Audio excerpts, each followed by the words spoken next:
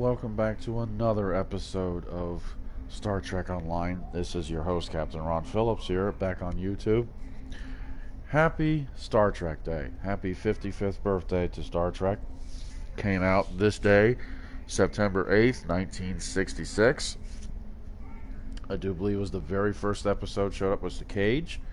I don't know if they count as The Cage or if it was Where No Man Has Gone Before. Probably The Cage. And as we can see, they have a Star Trek Day there. Members of the Alliance, either Earth Space Dock or Deep Space Nine, visit President Okeg's new Starfleet Ships of the Line Museum in honor of the many influential ships of Starfleet history. Okay. And that's somewhere outside here of the ship here. So why don't we go ahead and return to the ship and see if we can find this, because it's supposed to be outside the ship. It's a little bit different from a Star Trek Online anniversary. We're actually celebrating Star Trek, the show, and everything Star Trek, not just the online content today. Happy Wednesday night, everybody, by the way. Hope everybody's doing good. Hope everybody's doing great. Hope everybody's enjoying themselves. Everybody's taking care of themselves. Yeah, please load, because that will be embarrassing if it doesn't load. That has happened before on several occasions. I am streaming on YouTube this time instead of Twitch like I normally do. Yeah, so loading. So we're gonna celebrate live here Star Trek Day today for a little bit here. See what's going on. See if we can find this Star Trek museum that's supposed to be floating somewhere above Earth here. That's probably why it's taking so long for it to load. It's got to remember it. I just had this large... Citizens of the Federation and her allies, it is my honor to introduce the official Starfleet Ships of the Line Museum. This undertaking, made possible by the help of so many of you, is to educate the galaxy at large about the history of some of the greatest ships to serve in Starfleet, and allow you to look at full-sized replicas of the ships, lovingly recreated and restored. Please, take your time and peruse this look back at our history. I know that I, myself, have already spent several days staring in wonder at these pieces of the past, preserved and revived for this day. After one standard Earth, the exhibit will move to several museums and galleries around the galaxy, but it will be visible once a year above Earth Space Dock and Deep Space Nine on this most important date. Well, thank you. That was very unexpected.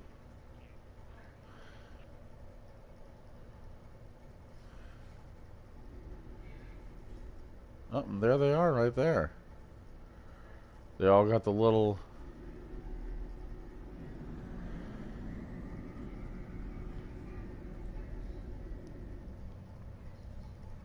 Yeah, here we go. They all got the little arrows here. This is interesting.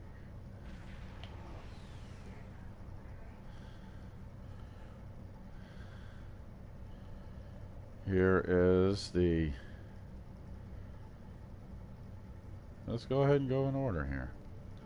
Let's see how big they are to the Akira class here. Here's the original USS Enterprise. Kind of small compared to this puppy. There's the D.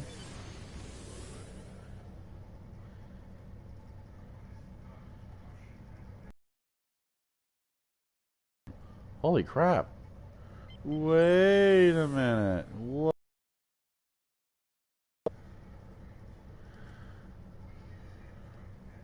Let's go back here. We can visit. Holy crap. Oh, view the USS Enterprise, NCC 1701. Space, the final frontier. Alright. The most celebrated starship of her time, the Constitution-class Enterprise, had over 40 years in service to Starfleet. Most of that time, including her celebrated 5-year mission from 2265 to 2270, was under the command of James T. Kirk. Besides her initial mission goals of seeking out new life and new civilizations, the Enterprise assisted in many in need throughout the galaxy, and defended the Federation from threats such as Khan Noonien Singh. In her final flight, she was commandeered from Starfleet by her most famous captain and crew before being destroyed over the Genesis planet. Yeah. Notable crew members: Captain Kirk, Spock, Leonard McCoy, Scotty, Sulu, Uhura, Chekhov. Yeah. Star Trek aired from September 8th, 1966 to June 3rd, 1969, 79 episodes. Without the original series, none of us would be here today. The iconic show aired for just 3 seasons in the late 1960s, having been saved from cancellation several times by fan campaigns. Excuse me a minute. I hate allergies. Always have to fight a sneeze when I'm reading. Feels like someone stuck a hot piece of... took a lighter to like the end of a pair of scissors and stuck it up my nose. Oh, it hurts. However, when the show moved to syndication, its popularity exploded, leading to 6 feature films with the original cast. The show has inspired people from all walks of life, including scientists who cite Star Trek as the inspiration for inventions like the cell phone. That's nice. Very nice. This is cool.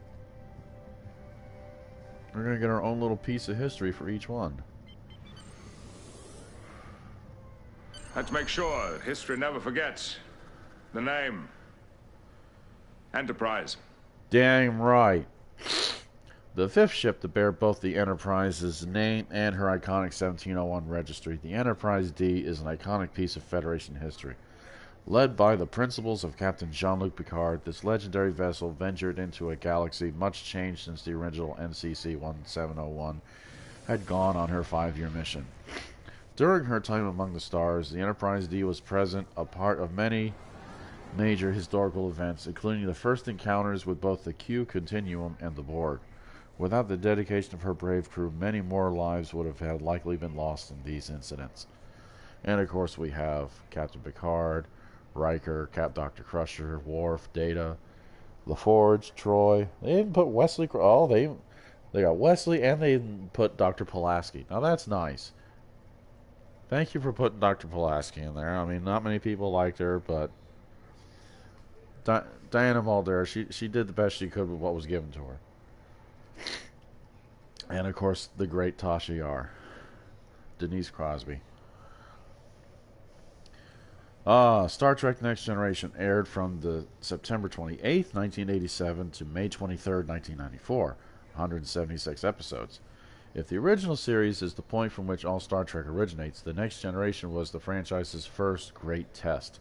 While the movies with the cast of the original series were popular in cinemas, the idea of creating a sequel to the show with all new characters was a bold one that could have fallen flat on its face. Thankfully, Gene Roddenberry chose an excellent cast and an amazing group of writers to carry on his legacy. Because of the success of TNG, Star Trek lives on. And that is the show that pretty much everybody started Star Trek with, was The Next Generation.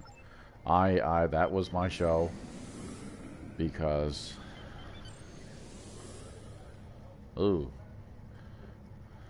because that was the show that was on. I was an 80s kid. So that was my introduction to Star Trek. Although I did also watch the animated series, and of course, I watched the movies. The motion picture to The Voyage Home are probably the best ones. Here's the Defiant. Explorers. We explore our lives, day by day. And we explore the galaxy, trying to expand the boundaries of our knowledge. And that is why I am here. Not to conquer you with weapons or with ideas, but to coexist and learn.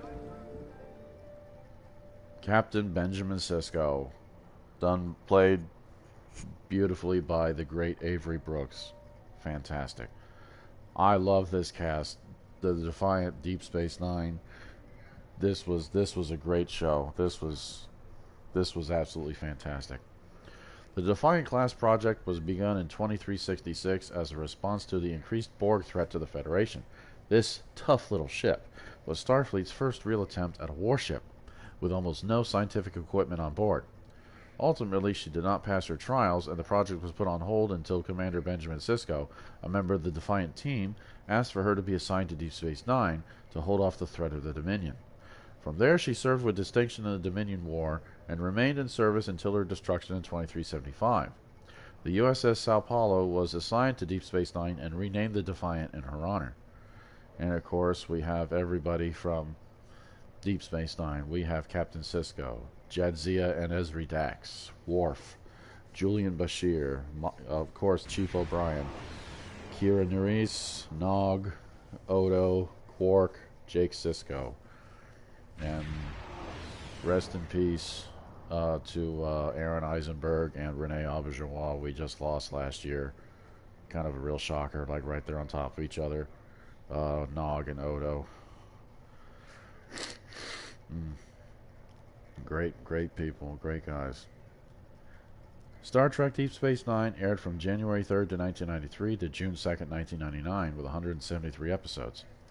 Deep Space Nine is one of the most beloved series in Star Trek's history, and with good reason, introducing some of Trek's most memorable characters and a deeper, more nuanced look at Federation society.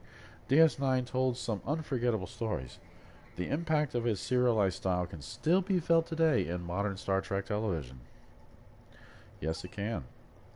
So who's next on this list here? Ooh. I do believe it is time for Captain Janeway, who will be making her fantastic reappearance here pretty soon on Star Trek Prodigy. It'll be great to see what a holographic Captain Janeway would be like. Well, let's hear from Captain Janeway herself. In a region where shifting allegiances are commonplace, we have to have something stable to rely on. And we do. The principles and ideals of the Federation. Damn right. Damn right. The USS Voyager holds the distinction of the starship that explored the most unknown space during the course of her voyage, although this was not her intended mission.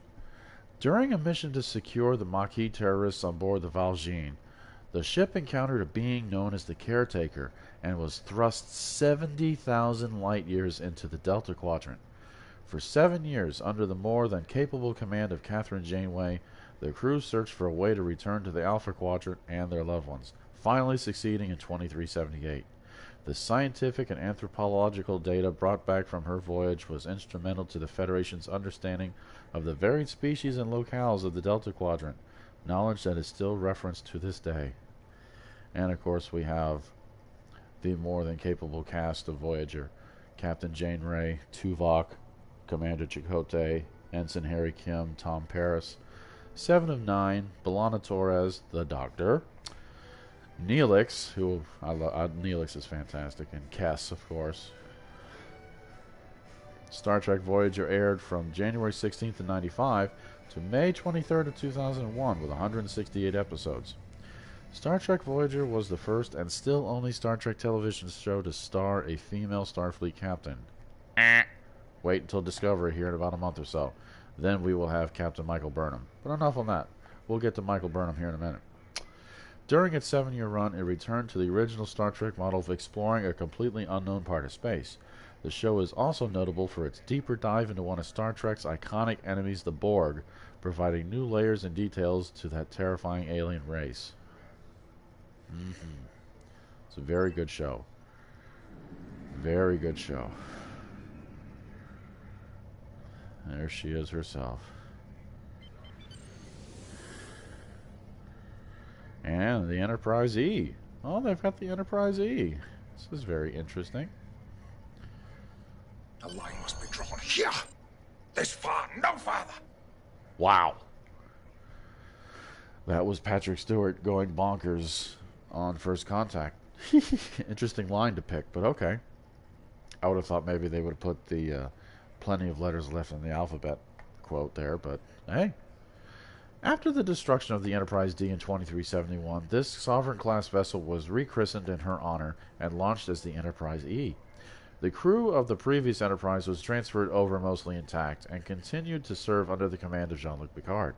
Sleeker and arguably more powerful than her predecessor, the Enterprise E served with distinction in several major Starfleet crises, including the Borg invasion of Earth's past, the conflict with the Sauna, and the battle with the Romulan Shinzon. And of course, we still have the same cast from the Next Generation. And that would be First Contact, Insurrection, and Nemesis. The crew of Star Trek The Next Generation became the second Starfleet crew to receive their own series of movies, beginning with Star Trek Generations in '94. The Enterprise E is the first ship in Trek to replace her predecessor with a completely new class. The TNG movies are a legacy of the impact Picard and his crew had on pop culture. Yes, they did. What's next? Oh, we get the JJ prize. Hello. And she's spinning. Your father was captain of a starship for 12 minutes. He saved 800 lives, including your mother's. And yours. I dare you to do better. Ooh. Oh, there's an interesting quote from the great Bruce Greenwood playing as Captain Christopher Pike. The ship you are viewing is a replica of a ship from an alternate universe. During the destruction of Romulus, Ambassador Spock and a Romulan terrorist known as Nero were pulled into a black hole and transferred back in time to 2233. Nero's ship, the Narada, engaged with the USS Kelvin, creating a branching timeline that resulted in many changes from the history we know. Knowledge of this universe, including the alternate version of the historic Enterprise, was gained during the Sphere Builder incident in 2410. And of course we have the notable characters: Captain Kirk, Spock, McCoy, Scotty, Sulu, Uhura, Chekhov, and 718, which was, I do believe, the guy who had the two robotic things attached to each side of his face, like they were ears. And of course we have the 2009 Star Trek movie, Into Darkness and Beyond. The Kelvin timeline films were an alternate retelling of the history of the classic original series. In order to retell the story with a modern sensibility, the decision was made to set the films in an alternate universe, a brilliant decision that allowed new actors, sets, and stories while still connecting to the original Star Trek continuity. A young cast took over for the classic roles from the original series and played them to perfection. Now, I will give you that. A lot of people give the JJ verse a lot of crap. And some of it is deserving. A lot of it is not. A lot of it is not. Because for one thing, I don't think they really took any stock or care into the tech of Star Trek and its capabilities and its boundaries. However, they did tell a decent story, and the actors were fantastic. I mean, Chris Pine as a young James Kirk was great.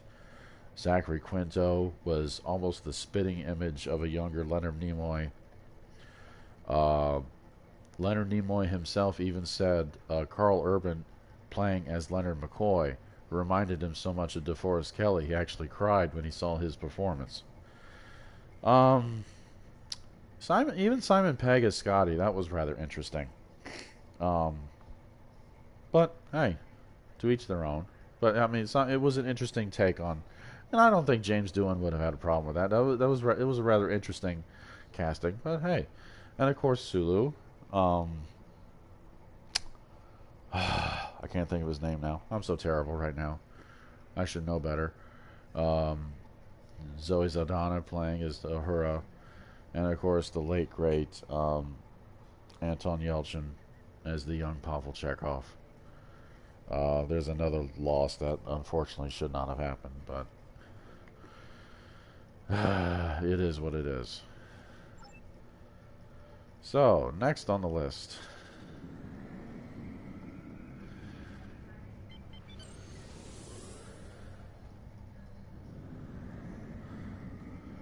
The very small NX-01. We'll find a way through this. But I won't leave anyone behind. Not if I can help it. I can't try to save humanity without holding on to what makes me human. In 2151, before the Federation had ever been formed, the first Starfleet ship to bear the name Enterprise was launched. She was the first ship capable of going Warp 5, a huge leap forward technologically. This experimental new ship was meant to be on a test run until an encounter with a Klingon changed everything. Under the command of Jonathan Archer, she served with distinction until 2161, when she was retired with full honors. During her historic voyage in the stars, she was instrumental in protecting humanity from many threats, including the Xindi weapon. Now, this is, of course, Enterprise. This is the first Star Trek show to not get 7 seasons since the original series, and to share the original series distinction as being canceled. Now, I don't think that was fair. I loved Enterprise. I thought the cast was fantastic. I don't know what anybody's problem. Scott Bakula was fantastic as Archer. I loved John Billingsley as Dr. Phlox. Dr. Phlox was that was my favorite character in Enterprise, and of course the back and forth with Tucker and Reed, Mayweather and Hoshi, and of course T'Pol. T'Pol was rather interesting, but I don't think Enterprise was given its fair shake, and I think that they were given the crap end of the stick, and I think they were canceled too soon. I mean, they didn't even get, as you see here, they didn't even get 100 episodes. Star Trek Enterprise aired from just September 26, 2001 to May 13th of 2005.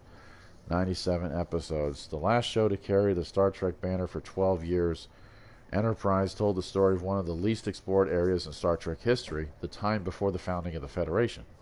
This low-tech, character-focused take on Star Trek boldly went into the future of television, refusing to let the torch burn out.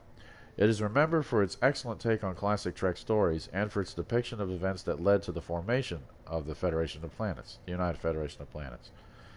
And again, I know they don't have he's not a crew member, but Gary Graham's portrayal as Ambassador Saval, as the Vulcan ambassador, was fantastic.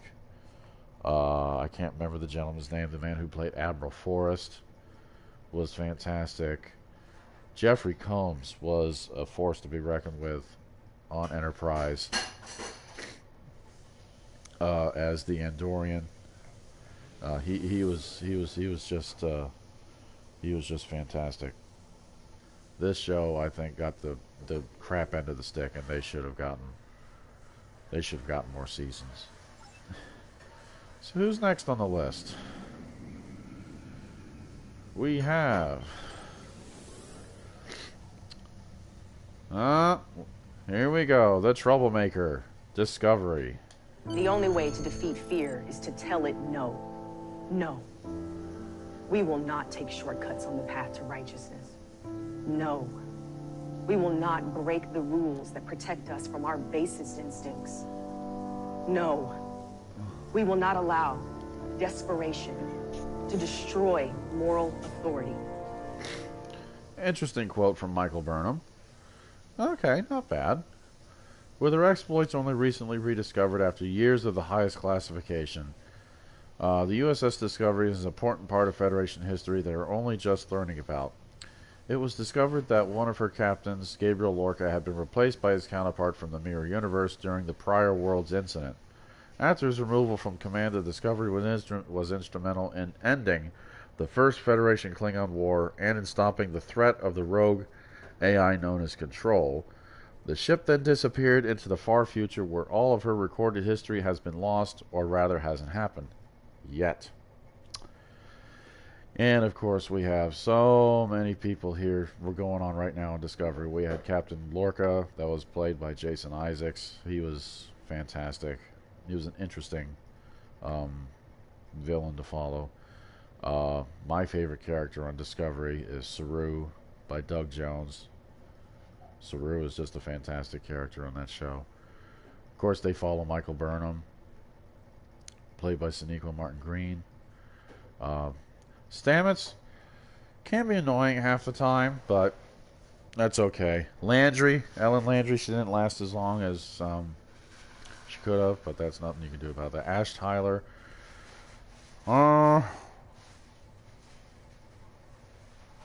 If they took the Klingon spy part out, the fact that he was Klingon, I think Ash Tyler would have been a better character that way, but that's just my opinion. Dr. Colbert, of course, who is with Mr. Stamets.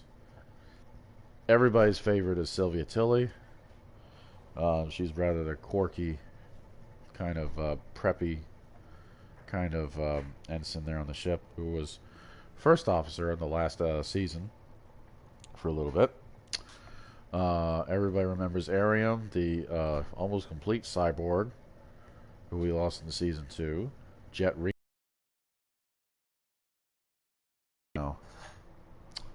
She's a force to be reckoned with. And of course, we couldn't have Discovery without Philippa Georgiou. And then we have Anson Mount coming as Christopher Pike, and Ethan Peck coming in as Spock. So, this is a cast that's rather interesting. They have an interesting dynamic. Discovery has an interesting dynamic.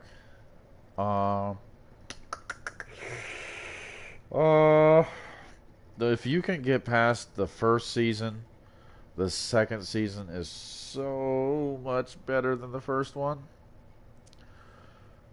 And then, of course, the third season was really good too, going into the unknown, breaking themselves away from what everybody considered canon, where they're still like in the time before Kirk and Spock taking control of the Enterprise.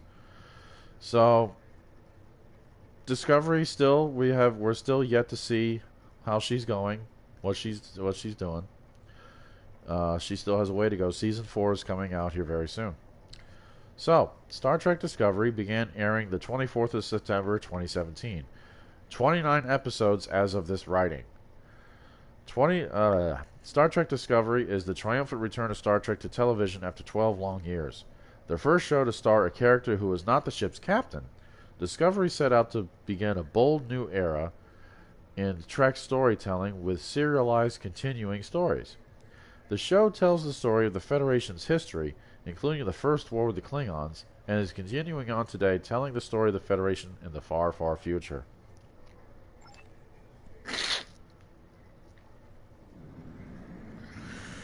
Next.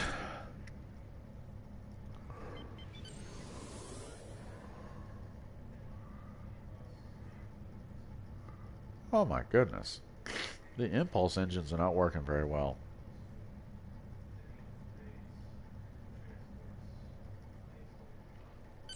Wherever our mission takes us, we'll try to have a little fun along the way too, huh? Make a little noise. Ruffle a few feathers. Ha ha ha ha ha ha ha. That was Anson Mount playing Christopher Pike. Now this is a show that people screamed for after season 2 of Discovery.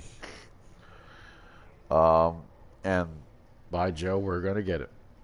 This replica is an example of the design iteration of one of the most famous of starships. While the Enterprise's most famous appearance is seen earlier in this museum, this is an example of what the ship looked like in 2257 under the command of Christopher Pike. While James T. Kirk may cast the longest shadow in Starfleet, Pike was a kind and deeply effective captain who led the Enterprise to explore many strange new worlds.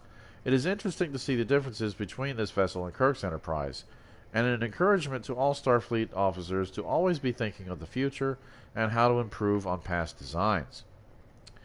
And of course, we're only going to have the 4 crew members that we know of right now. Captain Pike, Una, also known as Number 1, who is played by Rebecca Romijn, Spock, of course, coming back. That would be Ethan Peck, who is, in fact, the grandson of the legendary actor Gregory Peck. And Non is on there. I don't know if they're going to have Lieutenant Non on there because she did go into the future with Discovery on Season 3. So, we'll see. This is the version of the USS Enterprise that appeared in Star Trek Discovery, Season 2. They didn't say that. While she is the same ship that appeared in the original series, she has been recreated with a modern design, sensibility, and current graphical technology. While she has a distinct and sleek look, she still has the same profile that made us all fall in love with Kirk's Enterprise to begin with. We'll see more of this ship when the new show, Star Trek Strange New Worlds, premieres. And I am so glad that we are going to get this show because this show was fought for by fans. And by Joe, we're going to get it. It's going to come out next year. Right now, we are kind of in the middle of Lower Decks. Pretty soon here, I think since today's Star Trek Day, they're having the thing, I think, out in Vegas. Paramount Plus, if you're streaming right now, not listening to me, you could turn it over there. They have Star Trek Day going on right now for the Paramount Plus. I'm pretty sure they'll probably announce the next show, Star Trek Prodigy, which will take place, which is also another cartoon, if not on Paramount Plus, on Nickelodeon, which will be animated. And it'll follow some younglings, kids, I guess, who get a hold of an experimental Starfleet ship with a hologram of Captain Janeway from Voyager to help steer their course. That will be interesting. That date should be being released here hopefully soon. Then, as we get closer towards Thanksgiving, I'm pretty sure we're going to find out if we're going to have Discovery Season 4. Because I remember hearing the last time they said they didn't know if they were going to back it up until next year or not. I don't know if it's been confirmed yet if it's going to be this fall. I need to look that up. Or if you guys know, send me a message right here if you're watching me. But yeah, we're going to have Discovery Season 4. And then the new year comes around as Discovery Season 4 is ending. We will have Season 2 of Picard, which is, if you've seen the couple of trailers, that looks interesting with the return of Q. John Delancey is finally coming back to Star Trek as Q. Oh, thank God. And then, of course, after, or probably in the midway of Picard in the spring, probably March or April, we will have Star Trek Strange New Worlds to end this great 6 months of absolute Trek content we are getting. And I think we're going to end strong, I think, with Star Trek Strange New Worlds. I mean, it's what the fans wanted. We wanted Anson Mount to come back as Christopher Pike. We wanted Rebecca Romijn to come back as number 1. We wanted Ethan Peck to come back as Spock. We did not want them in just one season of Discovery. We want to see how these people, they've been screaming, begging for anything with Captain Pike. We got the one episode with Jeffrey Hunter that everybody said was too cerebral, is what the word that Gene Roddenberry used in the original pilot for the original series, The Cage. And then we got our 2 movies in the JJ verse, which was done fantastically with Bruce Greenwood playing Pike, being like the mentor to Christopher Pine's Captain Kirk. But this is going to be this is a completely different Pike, and this is a Pike that a lot of people like, done by Anson Mount. And of course, Anson Mount is a fantastic actor. Everybody loved his show that he did before he came on Discovery on AMC's Hells on Wheels. And also, there on Hells on Wheels, he did play with one of our Star Trek Legacy characters, Colm Meaney, who, of course, played Chief O'Brien from Next Generation and Deep Space Nine. So, we are ready for that. This is going to be a fantastic year. The rest of this year here. Now, what do we have here? This is the last one. I'm curious. What is this? Oh, they want us to see the F. Theirs not to make reply. Theirs not to reason why. Theirs but to do and die. Into the valley of death rode the 600. Really? Okay. That's interesting. The flagship of Starfleet, the Enterprise F, has served during some of the most tumultuous years in Federation history. From the war with the Klingon Empire to the catastrophic battles of the Iconian War, the conflict with the Zenkethi and the Herc, and the current troubles in the Klingon Empire, it is hard to believe the ship has only been in service for 2 years. In 2409, she launched under the command of Vakel Shan, and has been keeping us safe ever since. We at this museum hope that as long as there is a Federation, there will be a ship to bear the name Enterprise. And of course, we have the notable crew members. We have Captain Vakel Shan, Samuel Winters, Jarell Cav, Tem Inasi, Savell, Philippa Matthias, Kiana, and of course, Kirayoshi O'Brien, the daughter of Chief Miles O'Brien. And of course, Star Trek Online. Launched February 2nd, 2010. 185 episodes as of this writing. We hope you enjoyed visiting the Star Trek Museum and for helping us celebrate more than 50 years of the franchise. We live in one of the greatest eras of Trek, with more shows, comics, novels, and video games coming every day. And it has been an honor to keep that fire burning in Star Trek Online. Thank you for spending the time with us, and here's to many more years of the final frontier. It was rather nice. I enjoyed that. That was nice. So, right now I need to do my event, my campaign. I like to do the space one. And we're gonna go ahead and you're gonna see how bad I am on that one. Peril over Pavo. What do you mean TFO loading?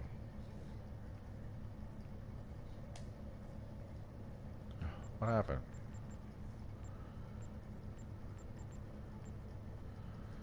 Something happened, and I don't know what it is.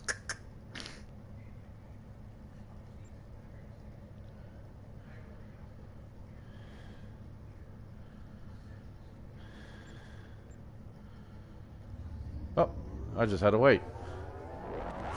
Wow. Yes, defend Pavo. Hopefully I get to see this here. Universal Crystal Prism, Dilithium Ore, get a premium tier 6 ship. We'll see. Bad news. I'm reading a lot of spatial distortion out there, and hostile ships are coming through. We're finishing some defense satellites to assist you, but we need some time. Do what you can until they're ready for activation. Alright, defend Pavo from attack, activate and upgrade satellites when you can. Right.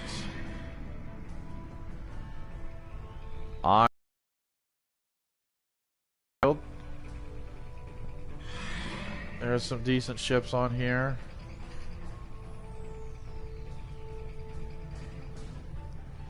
Enemy ships approaching on an attack vector.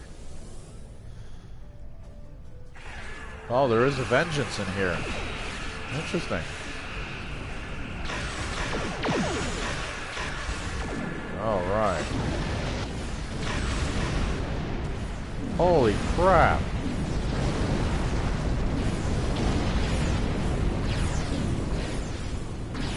I feel like I am out of place. Targeting the shield generators. If we lose those, Pavo will be vulnerable to invasion from orbit. Good news? Our defense satellites are ready. Scan them and bring them online. Alright, what in the devil is going on?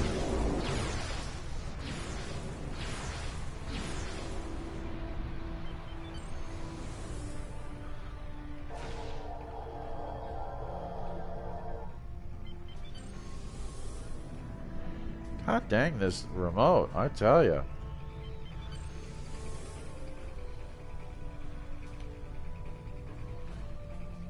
Ah! My up button doesn't want to work very well.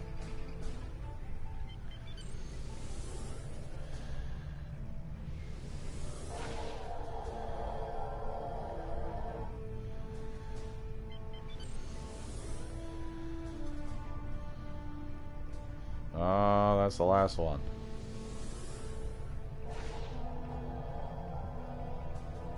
Alright, now what?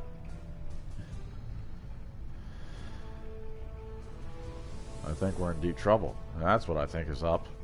Picking up multiple enemy signals on sensors. Get ready. Oh, great. 5 minutes to defend the satellites. Hooray, hooray.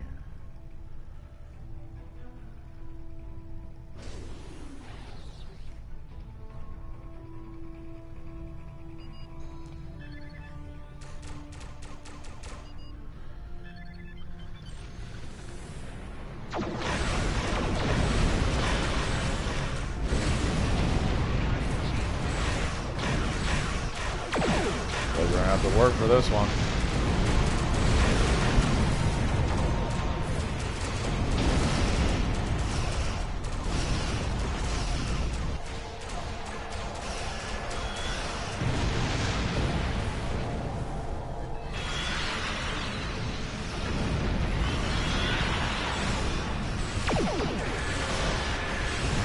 Holy crud.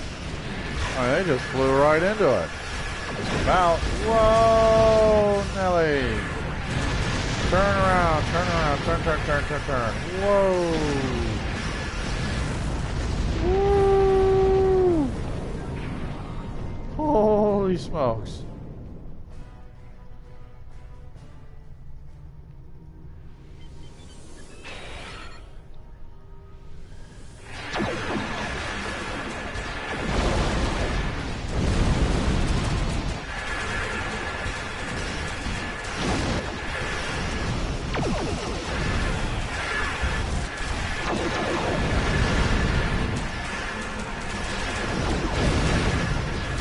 That was.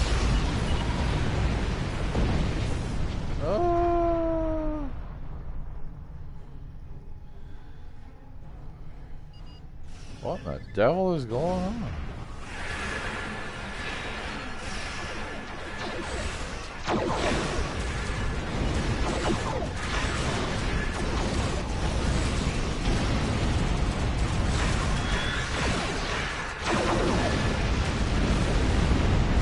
Well, that vengeance is kicking the crap out of everybody here. Ho ho!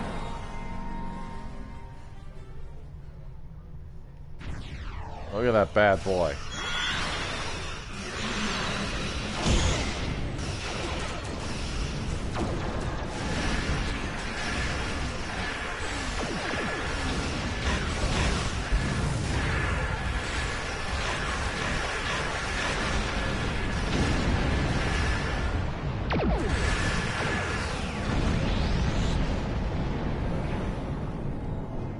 Yipes.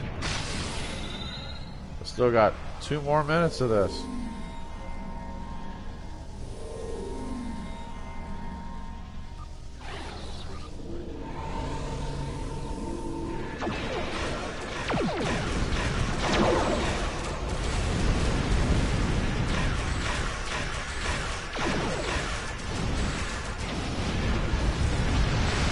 Oh boy.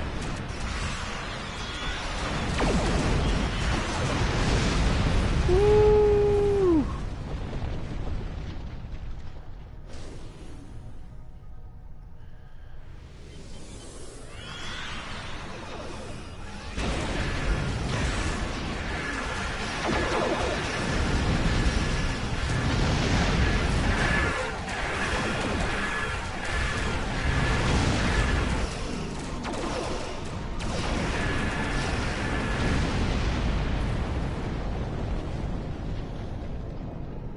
Crud.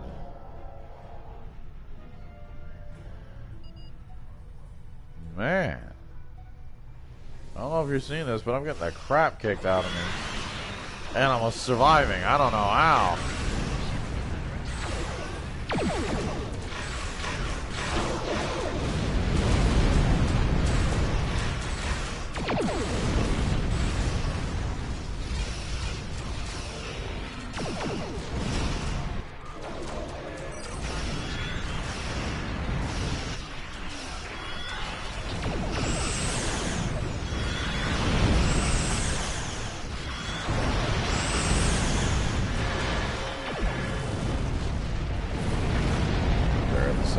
please.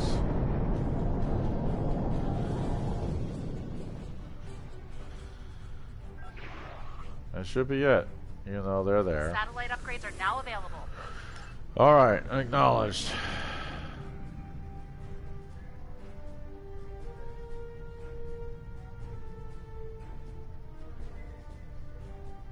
Oh, I guess I gotta wait until... Okay.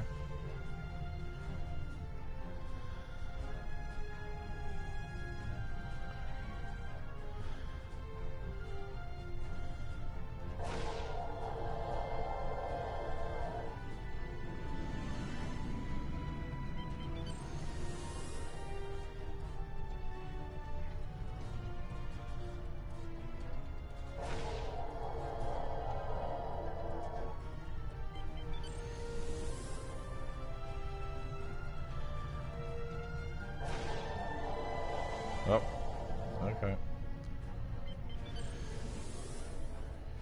Now it's time for the big boys to show up.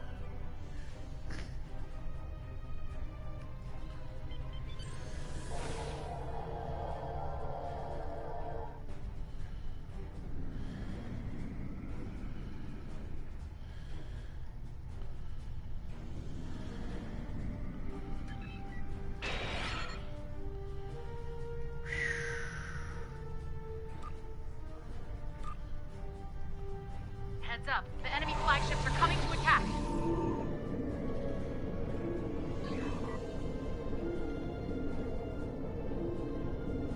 Come on, baby.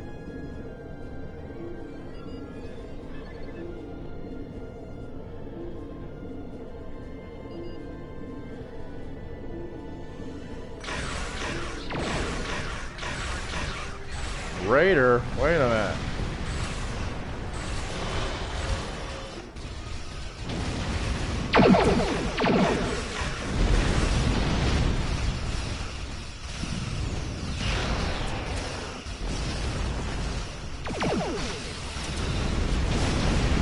Oh, where is everybody?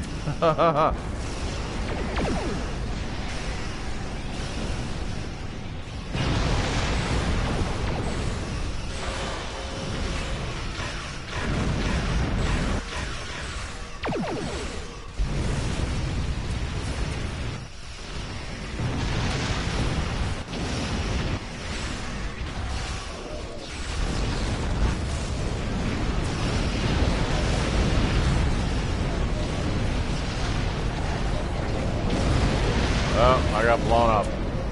Shucks. That's alright.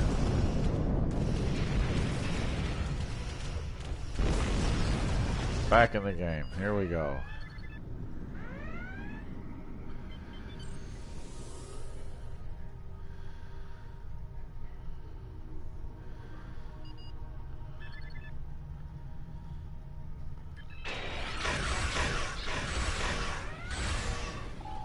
Shields have failed.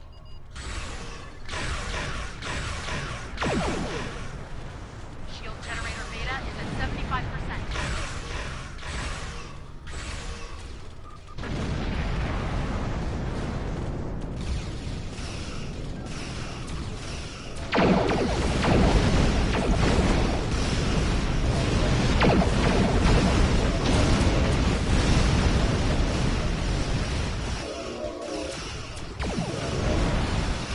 Come on, let me go, let me go, let me go.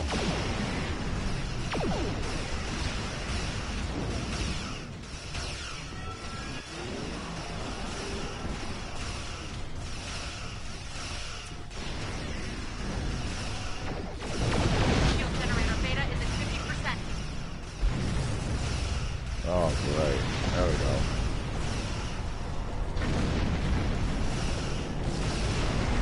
Where is everybody?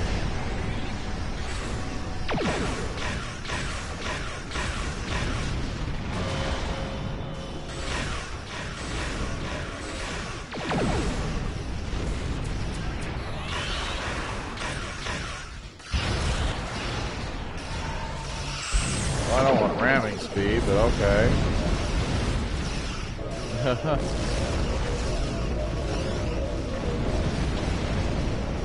didn't realize it was going to do ramming speed. Geek. That wasn't very smart, was it?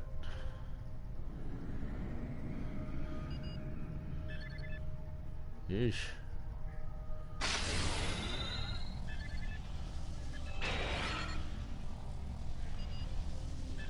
Shield generator beta is at 25%. I'm coming. It's not like there's anybody else here.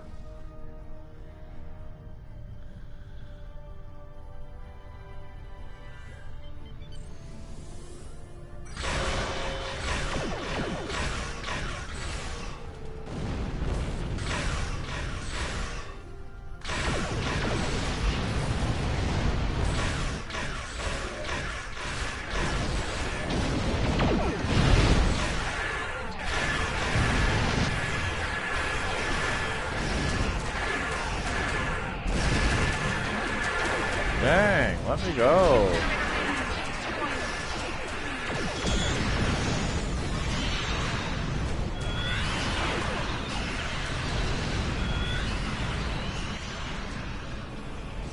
Well, that's not good. That's the first time that's ever happened before. Eek.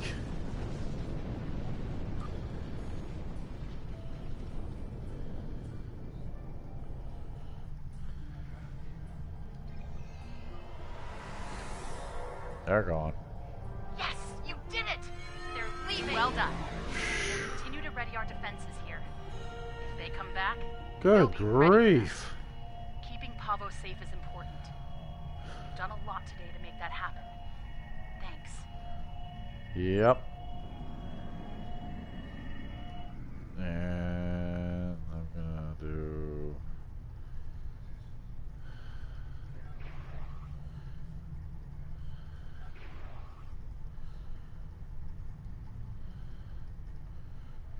How many?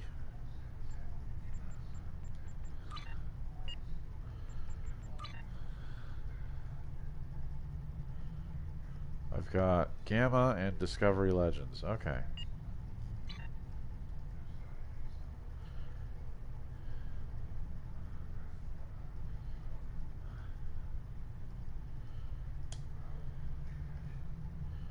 There we go. Leave map. Let's get out of here before we get blown up. Jeez. That was terrible. I don't know about you guys, but that was terrible.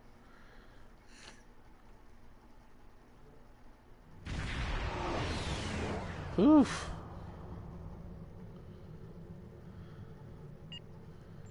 Alright, let's see. Captain skills.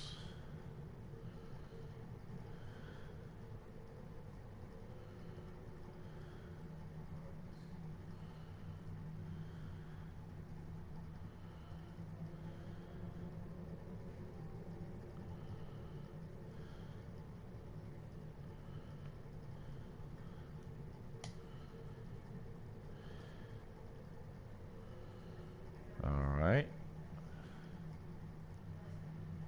Okay, don't have specializations until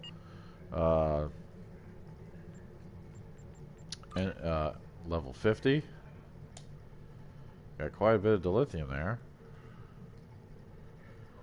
Items. Not bad. I didn't get any items really. Okay. Now, the mission journal has us wanting to go into the Borg storyline. Something's not right.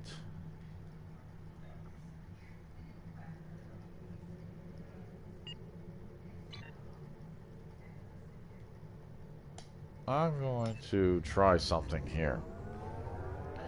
Because there is a set of missions that have been taken off the list for some reason. And I want to know why.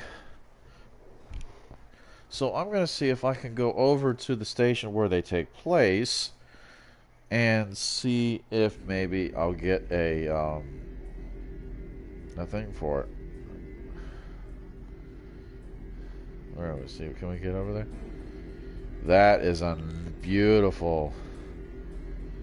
Ambassador class. That's the Narendra class, the Narendra 3. That is a beautiful Ambassador class there. That is the one I want to get if I can. That looks beautiful. That should have been the Enterprise C, as far as I'm concerned. Let's see. I want to go to Drozana Station.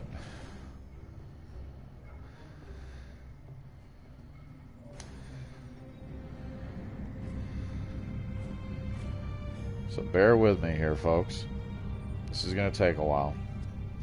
So, I've got one viewer. I hope you're enjoying yourself. If you'd like to comment. If you're a Star Trek fan, it is Star Trek Day.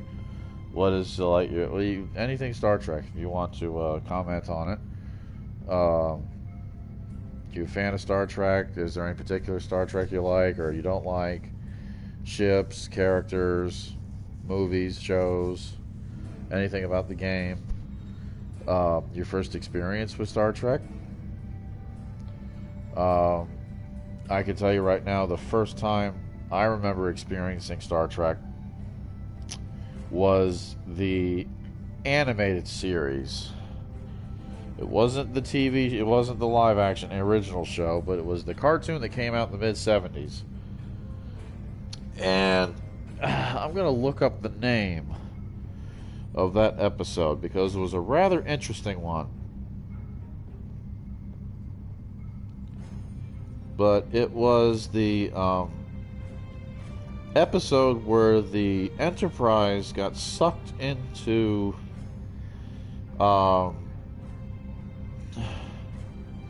like a living cell, like an amoeba or something like that. It was very strange. We'll look up the animated show's episode guide here. Of course, it was in season 1.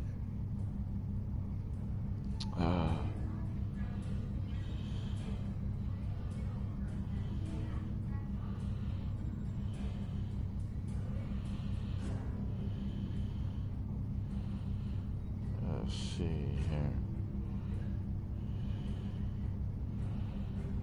Episodes.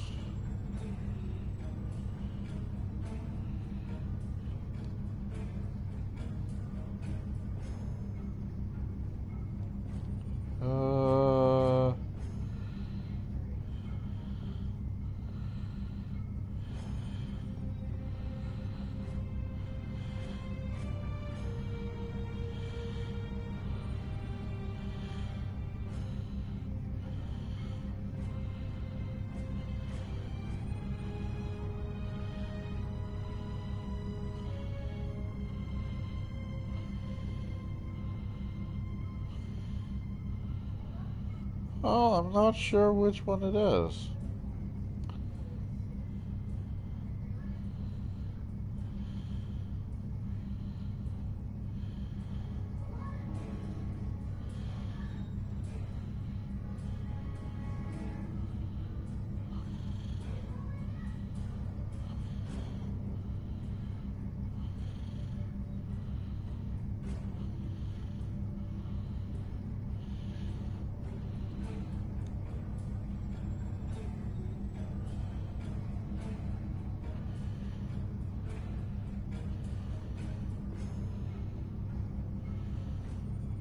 That might have been the very first episode, Beyond the Farthest Star, when they come across an ancient derelict pod ship.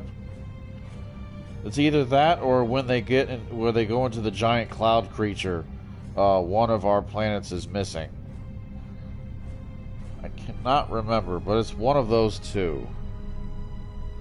Michael Bailey. I think I remember that one. Unfortunately, our internet is still down from the hurricane we just had here. Oh my goodness.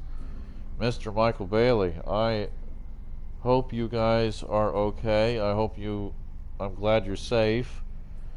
Are you in Louisiana? Are you in Mississippi? Anywhere where it went? I hope you're okay. Hope you got your power back. Yeah, man. I am sorry.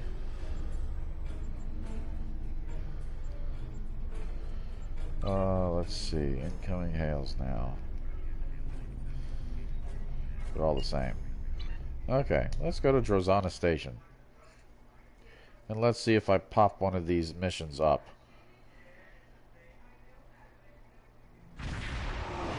Yeah. Yeah, but Michael Bailey, I think what I'm that was, it might have been the first episode, Beyond the Farthest Star, where they found inside an ion storm this derelict plant-like alien pod. I live in New Orleans. We were without power for 9 days. We just got power last night. Thank goodness. Thank goodness. I'm glad you're safe. None of the levees broke, did they?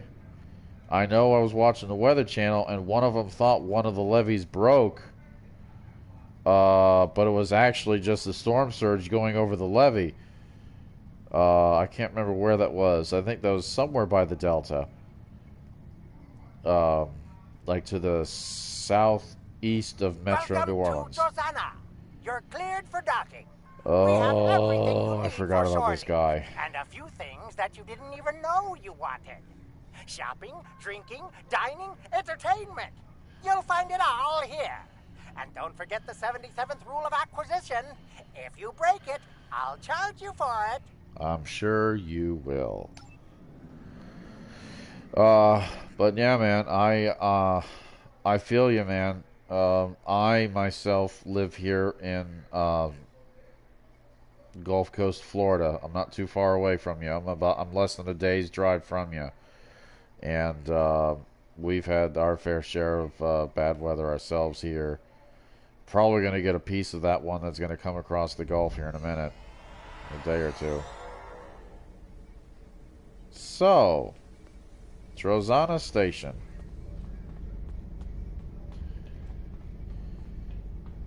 Let's see here. Yeah.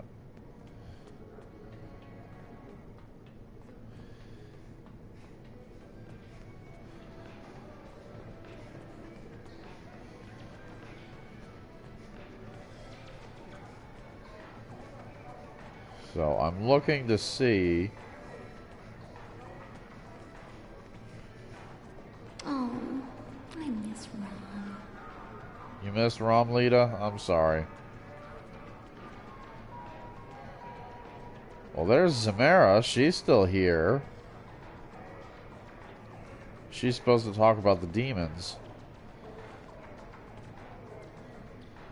Can't you see I'm busy losing all my latinum?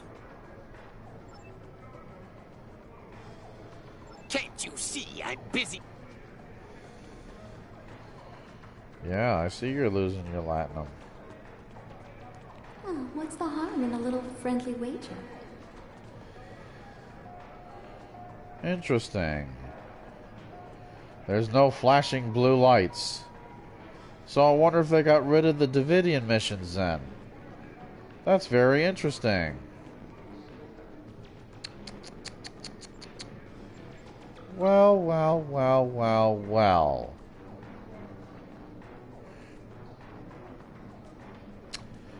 No, the levee system that was built after Katrina held well. The storm surge pushed a ton of water up one of the bays and the island of Grand.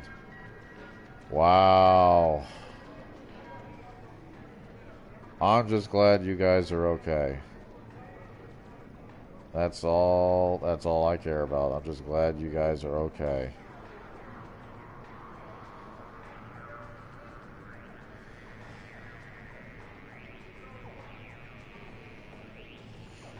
Okay, so yeah, they got rid of those missions.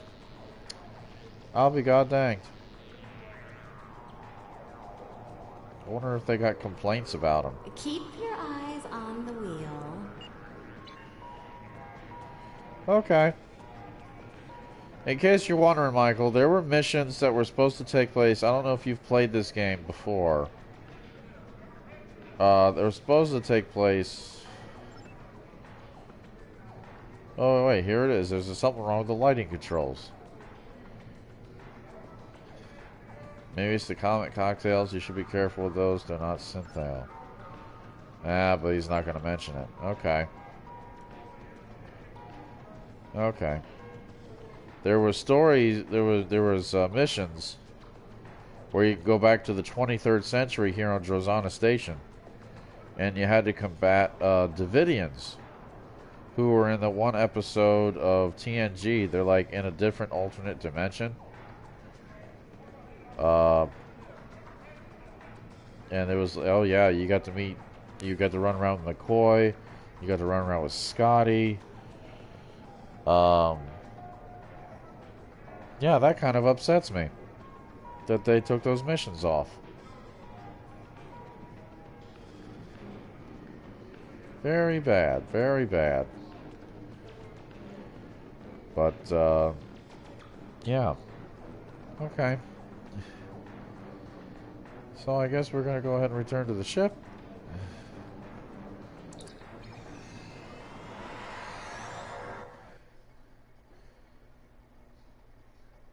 And I guess maybe we'll go ahead and do some, yes, I'm a Fleet Admiral on PC. They had an update where they took a few out. See, because I took a break from Star Trek Online for about almost a year. I was a Fleet Admiral level 60. But then my, I had a, extended storage hard drive, and it kind of got, my save kind of got lost. So I'm restarting. And I've noticed there's a good number of missions gone. And I'm like, well, that's kind of not nice. That's not fair. I kind of like those missions fighting those Davidians. But what can you do? They do what they do.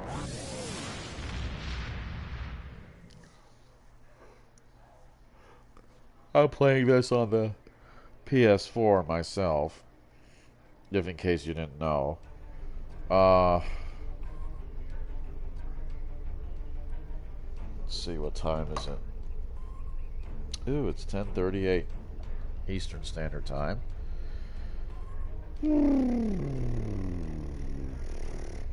know what? We'll go ahead and mine for some dilithium for the day, and then we're probably going to call it quits. But Mike, Mr. Bailey, if you could, for Star Trek Day, for the video, what was your first memory of Star Trek? If you remember, what was the first time you saw it, or had any kind of encounter with anything having to do with Star Trek? Because, like I said, I got lost. I had the animated series was my first, and it was probably that alien plant pod ship. Yeah, I've been playing since it came out 11 years ago. They have been streamlining it. Yeah, they have. Yeah, that was my first Star Trek experience. And then I can't remember if I watched an episode of The Next Generation or if I went straight to the first four feature films. I want to say I went to the first 4 feature films because I was in school. I was like in kindergarten or something like that, and I saw the Star Trek episode there, the animated show with the plant pod ship, and for some reason I thought it was no different than the Magic School Bus when it went inside the human body, because I did that at school like just the day before. And then I went to the local video store because I wanted to see more of it. And the guy's like, "You want to watch Star Trek?" I'm like, "Yeah." And I saw that they had the 4 movies, and I'm like, "I want to watch all 4 of them." Thinking they were cartoons. I didn't know no better. And sure enough, I was thinking it was a Saturday. I had all the cassette tapes, the old VCR, and it was a Saturday, and my mom and my dad were just sitting there talking with a bunch of people there, and I'm like from 11 o'clock or noon, maybe even later. It might have been after dinner, But it was that, and I went from the motion picture all the way to the voyage home. I didn't even rewind the tapes. I just put the next one in as soon as the movie was over, and I fell in love with it. So, I saw Trouble with Tribbles with my dad and was hooked ever since. The Trouble with Tribbles, classic episode.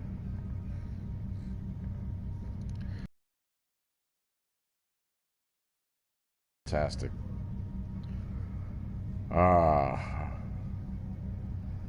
Which show or crew do you prefer? Do you have a favorite? Is it the original series?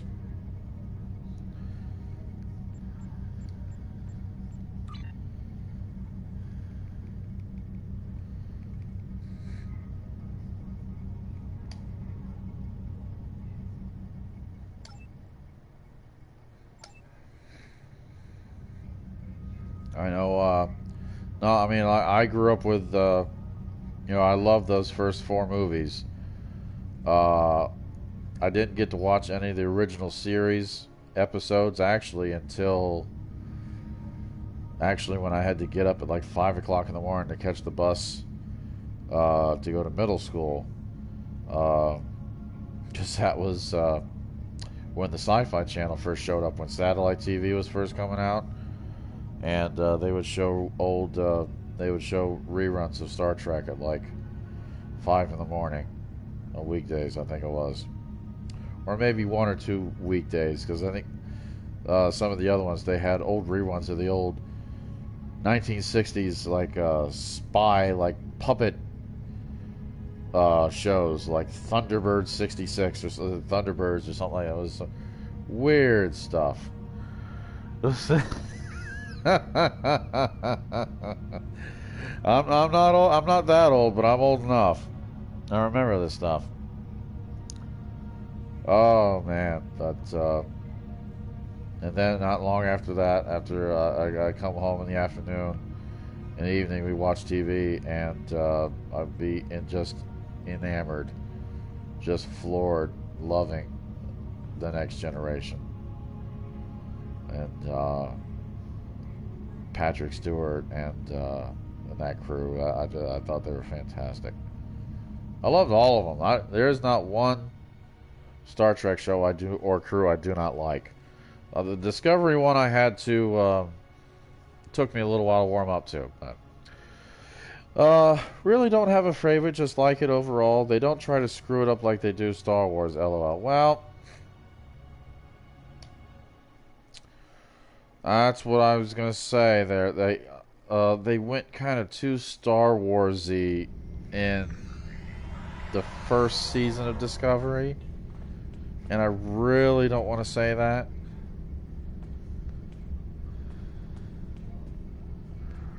But they kind of did.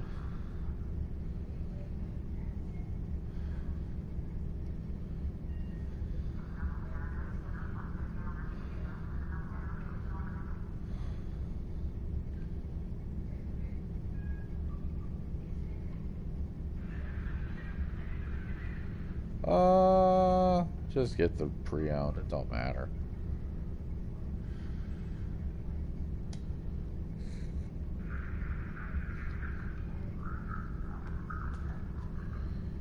All right, let's get the. There we go.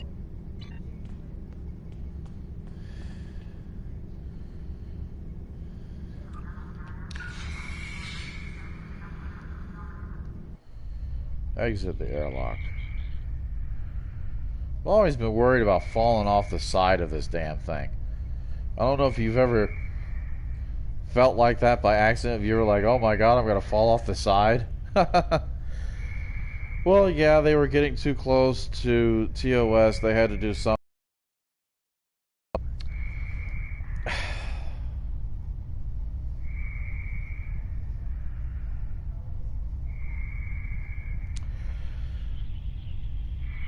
To be perfectly honest with you, I don't know why they just probably didn't start with Discovery like right in kind of like in the future already. I mean, they could have. I don't know. I mean, we could go on and on and on about this all night. Anybody else who wants to pipe in, by all means. But it's a debate. I don't want to call it an argument because Discovery is good. Discovery is good. They got great characters. They told an interesting story. I love Saru. I love Doug Jones as Saru. Sonequa Martin Green is she really puts her heart into it. You could tell. Loved Philippa Giorgio. Michelle Yao as Philippa Giorgio. She was cool, but of course everybody loves Mary Wiseman as Tilly, Sylvia Tilly. But I think they went kind of too Star Warsy the first season, and I think they just had a rush of so many ideas or so many things that they were trying to, because they even came out and admitted, Jason Isaacs, his first Vegas convention after season 1, after they filmed the episode with Jonathan Frakes directing, where they got into the mirror universe, and then they exposed Lorca as the mirror Lorca. They had no idea what they were doing. They were just making it up as they went from then on out. And you could tell it was rushed. There was too many mix of ideas. It seemed like there was too much meshing. Too many cooks in the kitchen, it seemed like, for season 1. With Brian Fuller and that fallout.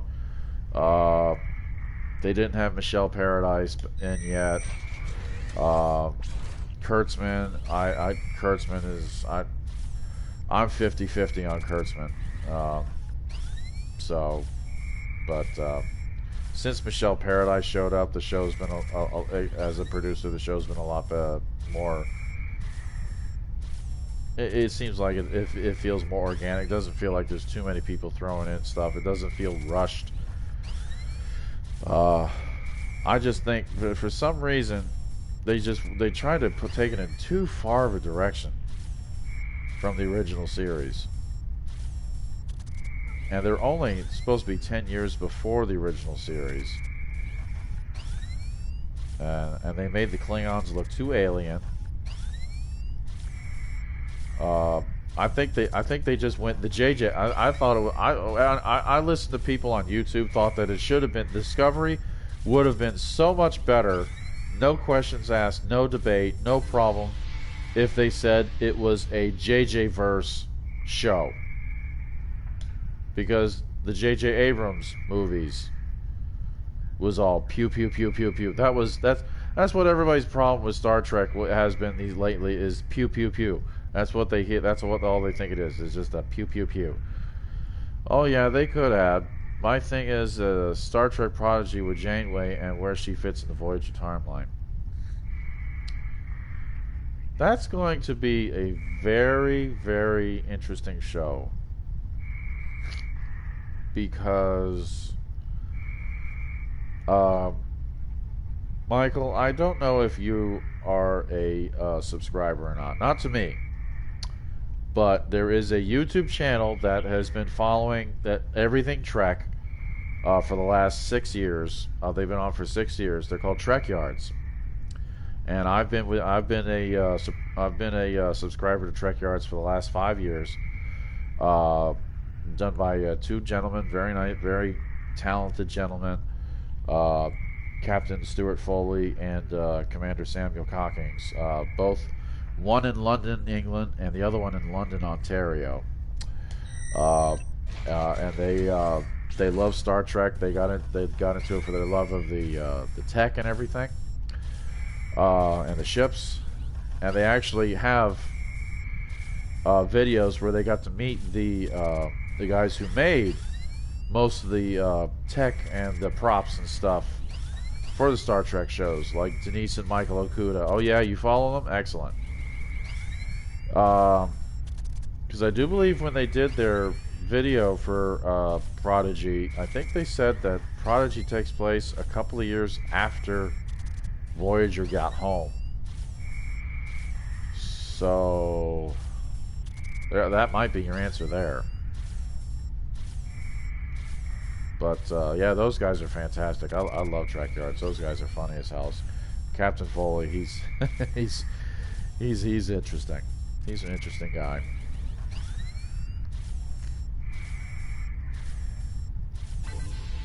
All right, get that off. My heavy, almost like Darth Vader breathing.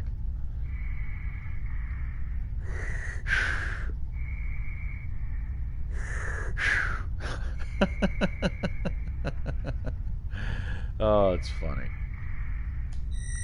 But yeah.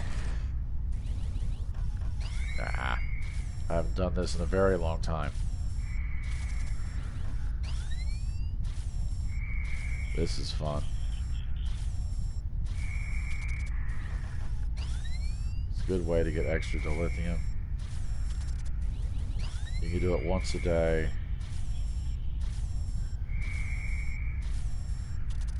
The idea is to get a score better than 700. You'll get the max 200 dilithium with each extraction. Or better. I've never done any better. I've gotten close to 1,000 on the score a couple times. But you still get 200. At least I still got 200. It is like being a heavy smoker in space. Yeah, I know.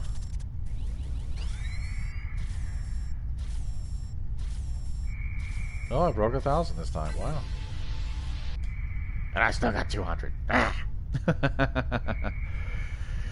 But what do you think of Star Trek Online overall? You think it's been worth it? You've been doing this on the PC 11 years. I've done this off and on here on the 4, and I even did it on the laptop like 6 years ago. What do you think of Star Trek Online?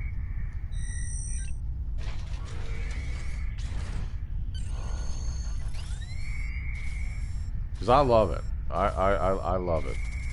Get to fly your own ship, you do your missions, and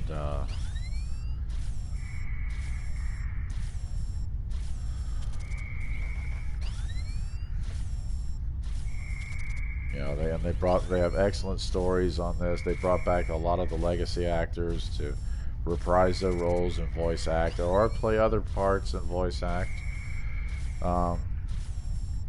Very interesting stuff.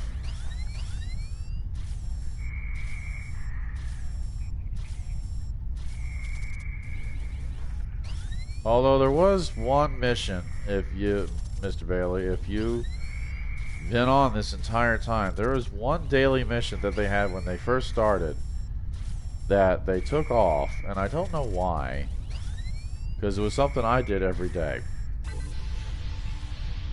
There we go. Because you could do this daily. You could do Tour the Galaxy daily.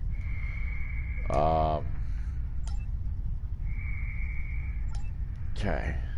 There was a mission. Incoming hail every day that you could do daily. And it was called These Are the Voyages. And you were able to take your ship and you were able to go to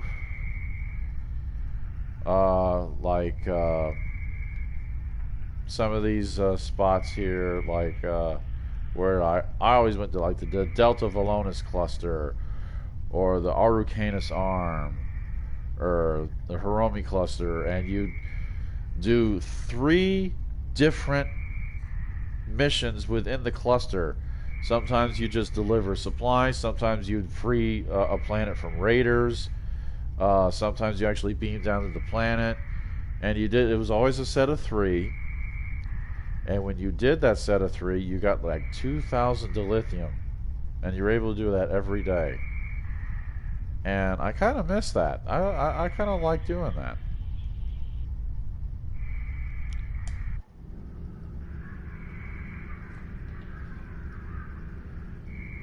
Camsorax. Very interesting.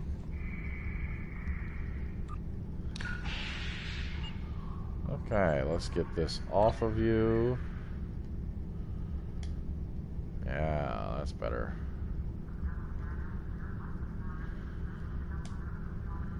Yeah, 1,000. 1056. Yep. Okay.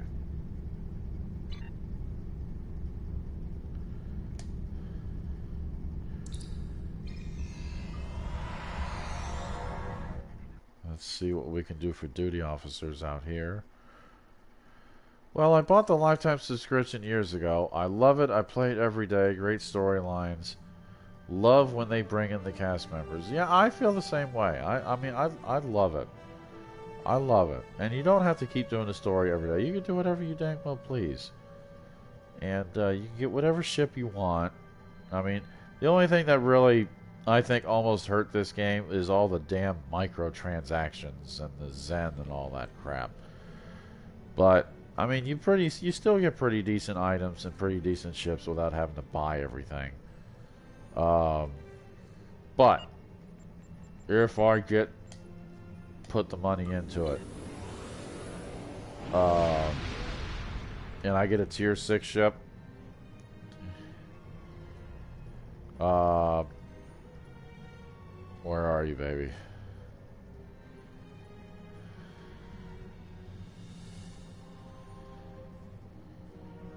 Where are you?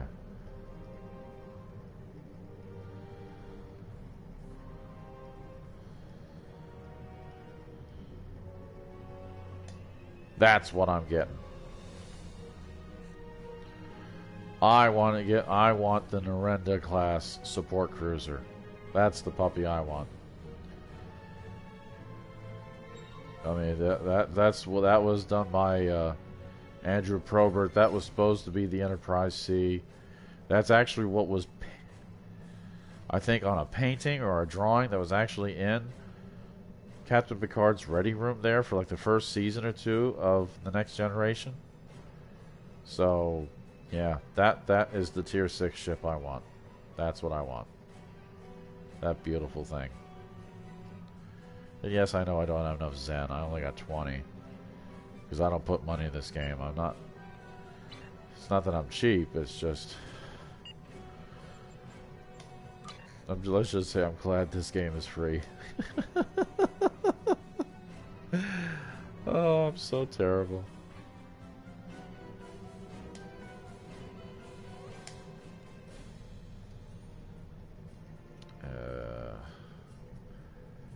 Resettle colonists.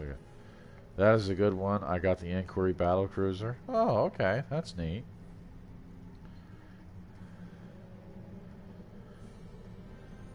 The one thing I don't like, again, the microtransactions. I don't like the fact that not every single ship that you can get in this game can be bought. There is still half the ships that are tier 5 or tier 6 in this game is on a luck chance in some of those damn lock boxes. And I don't like that. But there ain't nothing I can do about it. Whoa!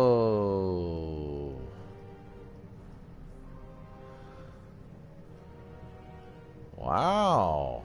I did not know we could have done that. Very interesting.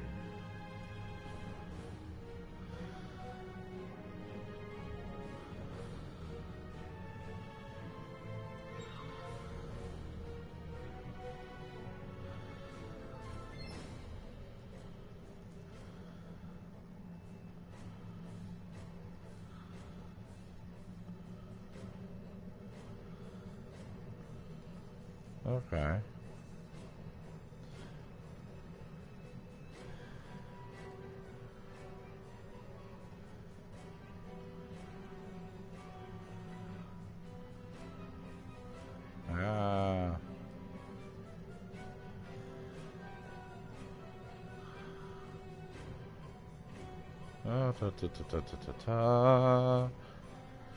Nope, can't do that. Okay. Engineering. Access ship battery coolant performance. No, I can't do that.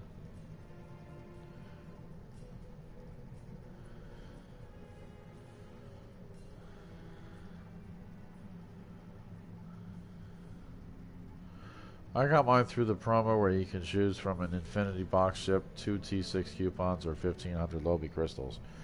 Yeah, that's what I'm hoping to get with the Pava mission. I hope to get either the premium T6 or the 100% T6 coupons. Of course, if I get the coupons, I don't know what other ship I'm going to get. I don't know. I'll figure it out somehow. So, yeah, let's go ahead and do an experimental deflector upgrade just so we can get that going. Science, geologist. Oh yeah, I don't have a botanist.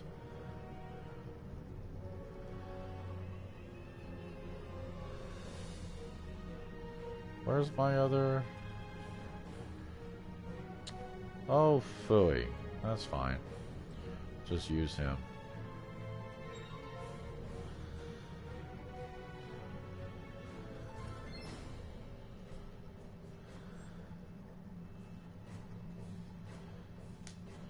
I'll do the third-party peace talks. Okay.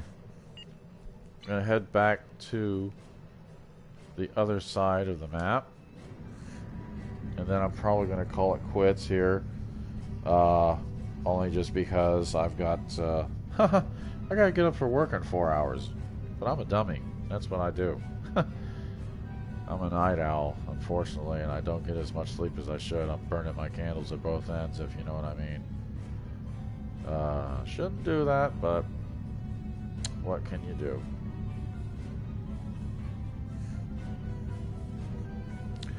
I don't know. Let me see here. You got the Inquiry Battlecruiser.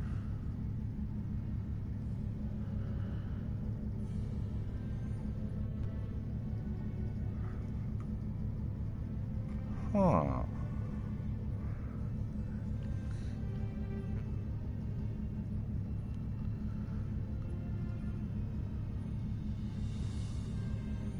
Might get the Guardian Cruiser. I don't know.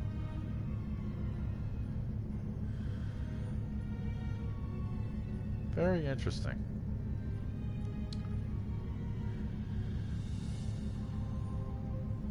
Very interesting.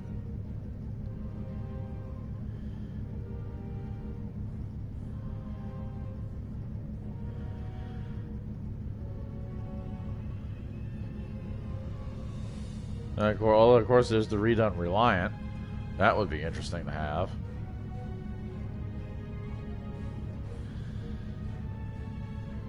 Oh, the Yorktown. No, we don't want the Yorktown.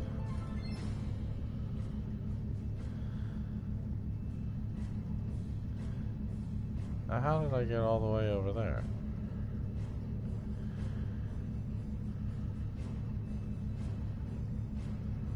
Oh, the Shran, yeah. That thing look... These things look odd looking to me. They're not right. Make sure you do a lot of research on the ships. Oh, yeah. Definitely, without a doubt. You don't want to get the wrong ship and be like, uh-oh, I goofed. Let's see, where am I supposed to go? Way up here. I'll do the Borg missions. I'm gonna go ahead and fly up there. Get my way up there.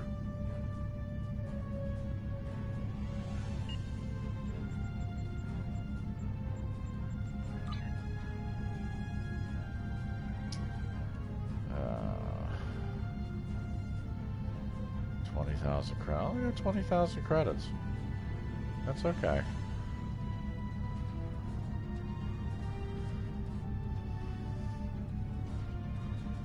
I'm glad you can put more than 20 of these now. Because remember, you used to get 20, 20, 20, 20, 20, 20, 20, 20. You're like, oh my god. It was a nightmare. I couldn't stand it. I had to keep getting rid of boxes after boxes after boxes after boxes. It was god awful.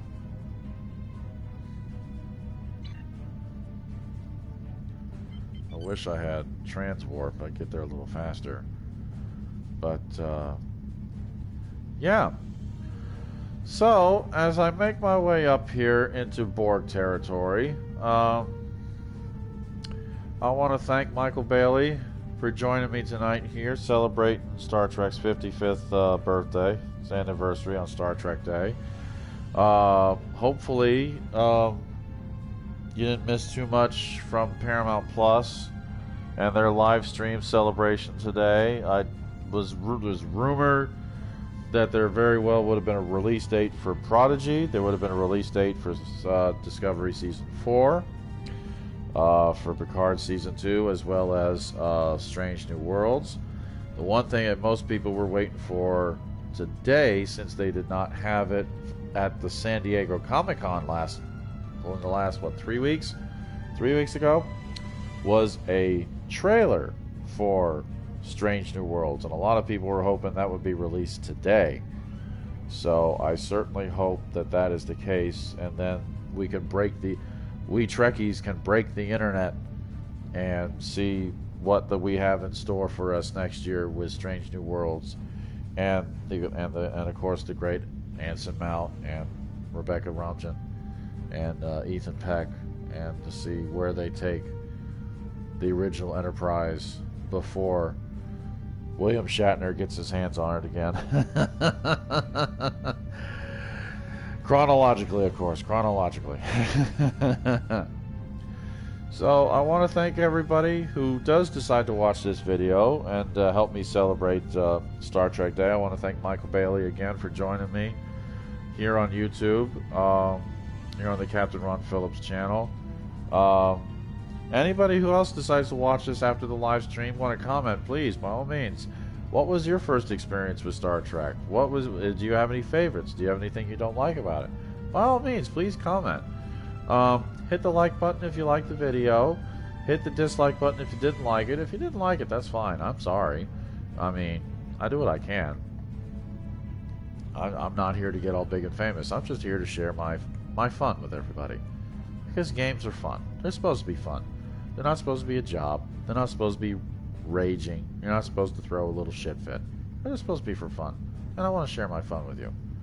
Especially with stuff I like Star Trek. And of course, also, World of Warships, Final Fantasy.